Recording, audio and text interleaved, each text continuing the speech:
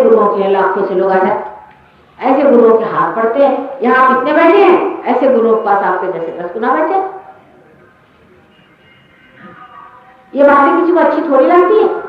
कहा जाए भाई ठीक है, जैसा करना करो, आराम से अपने गणेश तत्व को खूब कुचल मारो और गणेश जी को छुछुला। कुंडलिनी तत्व जो है ये कोई साइंस की बात नहीं है, ये तो पवित्रता की बात है। पवित्र आदमी को होना चाहिए, होलीनेस। लोग मुझे हर होलीनेस तो कहते हैं, लेकिन मैं होलीनेस की बात करती हूँ तो उनकी समझ में नहीं आता कि आपका तो कोई गुरु ऐसा नहीं कहता कि आपको पवित्र होना चाहिए। माता जी तो एक अजीब गुरु है, पहले ही शुरू कर देती कि आपको पवित्रता रखनी चाहिए। ये कोई तरीका हुआ? अधिक तो गुरु यही कहते हैं भाई जो करना है करो, इधर तुम्हारा पैसा जमा कर दो, मत काम कर लो।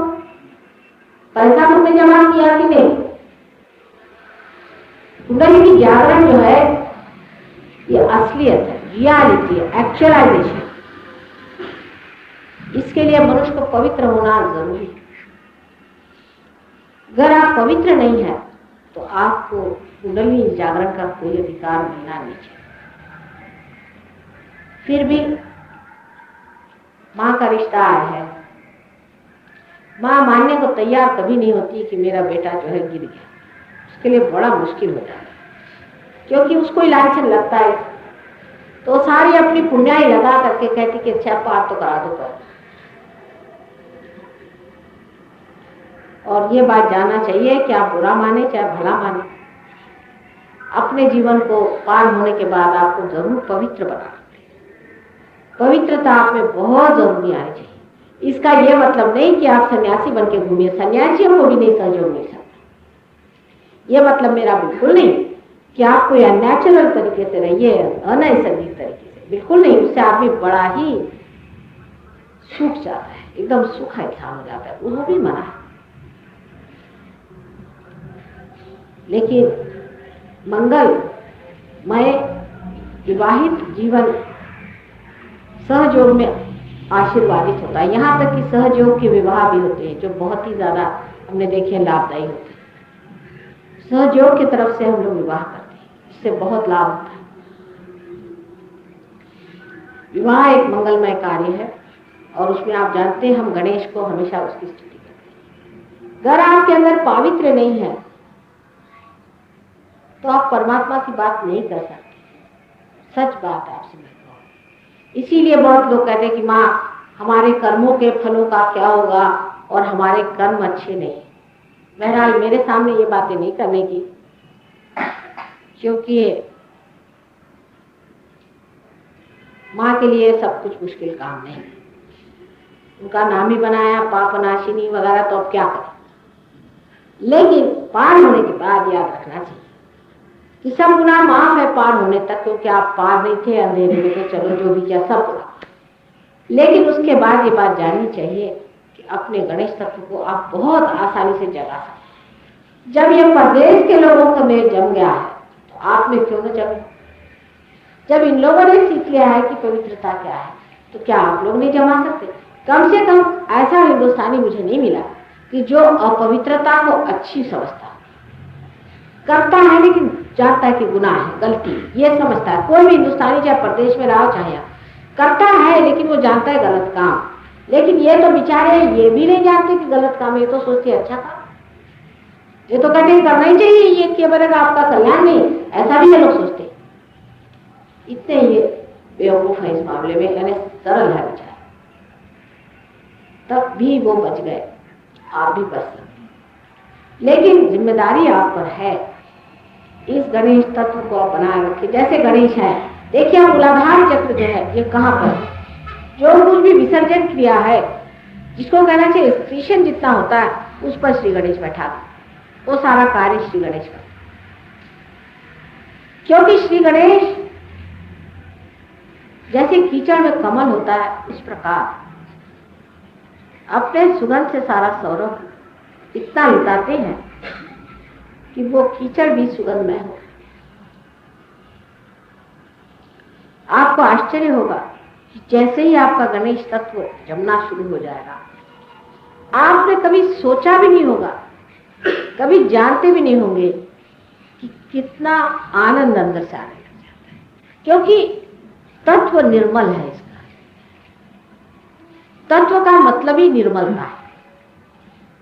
जो चीज निर्मल है माने तत्व पे आ गई, उसका मल ही सारा हट गया। और वही निर्मल होता है जो किसी मल को अपने अंदर जमने ही ना। कोई भी चीज जो निर्मल करती है वो तत्व ही हो सकता है, क्योंकि तत्व से कोई चीज लिपट नहीं सकती। तत्व हमेशा तत्व बना रहता है। इसलिए सबसे पहले हम लोग श्री गणेश को ही आवाहन और उनकी आराधना करते हैं और उनको हम मानते हैं। लेकिन आजकल लोग ऐसे भी निकल गए हैं कि कुंडलिनी के नाम पर गणेश जी का अपमान करें सुबह से शाम तक। इतना अपमान कर रहे हैं कि मैं आपसे बता भी नहीं।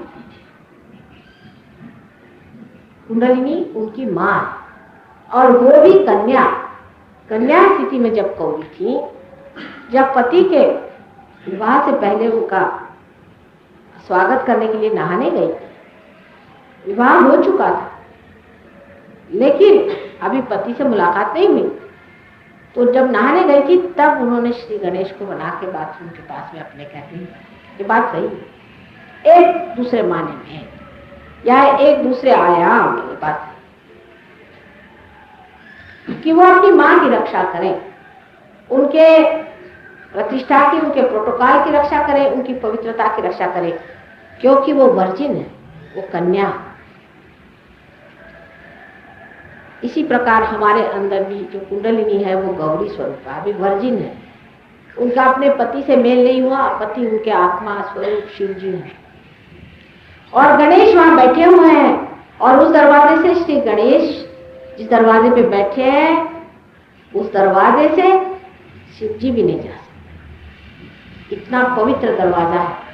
और ये दुष्ट लोग, इनको की तांत्रिक कहना चाहिए, उस तरह से कोशिश करते हैं कुंडलिनी के ओर जाने की, और इसी वजह से उनको हर तरह की तकलीफ होता है। जिस आदमी में पवित्रता नहीं है उसको कोई अधिकार नहीं है कि वो कुंडलिनी जागृत करे। अगर ऐसा आदमी कोशिश करेगा तो जरूरी है कि श्री गणेश उन पर नाराज हो जाएंगे और फलस्वरूप उनके अंदर अनेक तरह की विकृतियां आ जाए। कोई लोग तो उसमें मैंने सुना है कि नाचने लग जाते हैं, कोई लोग हैं चिल्लाने लग जाते हैं, कोई भ्रमिष्ठ हो जाते हैं और कोई लोग जानवरों जैसे बोली निकालने लगते हैं। किसी लोगों को मैंने देखा है कि उनके अंदर ब्लिस्टर्स आ जाते हैं पूरे बॉडी, क्योंकि ऐसे लोगों के पास हो जाते हैं जो अपवित्र है और जिनको कुंडलिनी के लिए कोई भी मालूमात नहीं। और जब वो कुंडलिनी की तरफ अग्रसर होते हैं गलत रास्तों से और गलत तरीकों से, तब उन पर स्वयं साक्षात श्री गणेश गरजते हैं, साधक के श्री गणेश, और साधक को बहुत तकलीफ उठाते हैं। सारा तांत्रिक शास्त्र गणेश जी को नाराज करके पाया जाता है, जिसे कि लोग तांत्रिक कहते हैं, असल में तांत्रिक नहीं है। जो वास्तविक निर्मल तंत्र है वो ये है जो सहज योग है। क्योंकि अगर तंत्र माने कुंडलिनी है, यंत्र माने कुंडलिनी है, तो ये शास्त्र सिर्फ सहज योग में ही जाना जा सकता है। और बाकी जो तांत्रिक है ये परमात्मा के विरोध में है, पापी लोग हैं, दुष्ट लोग हैं, और ये गणेश जी को नाराज करके या देवी जी को नाराज करके उनके सामने व्यभिचार करके ऐसी सृष्टि तैयार करते हैं जहां वो अपने दुष्ट कारनामे कर सकते हैं, जहां प्रेत विद्या, स्मशान विद्या आदि करके लोगों को भरवा सकते हैं। ये बहुत समझने की बात है कि जिस आदमी का गणेश तत्व ठीक होगा उस पर कभी तांत्रिक हाथ नहीं मार सकते, कभी नहीं, चाहे जितनी भी कोशिश कर ले। अगर उस आदमी का गणेश तत्व ठीक है तो वो तांत्रिक मर जाएगा, पर इस आदमी का कोई बाल बाका नहीं। इसलिए गणेश तत्व जो है ये सुरक्षा का सबसे बड़ी सुरक्षा गणेश तत्व से। सभी सहजियों से विनती है, हमारे इस चैनल को सब्सक्राइब करके सहज को फैलाने में हमारी मदद करें। जय श्री माता जी।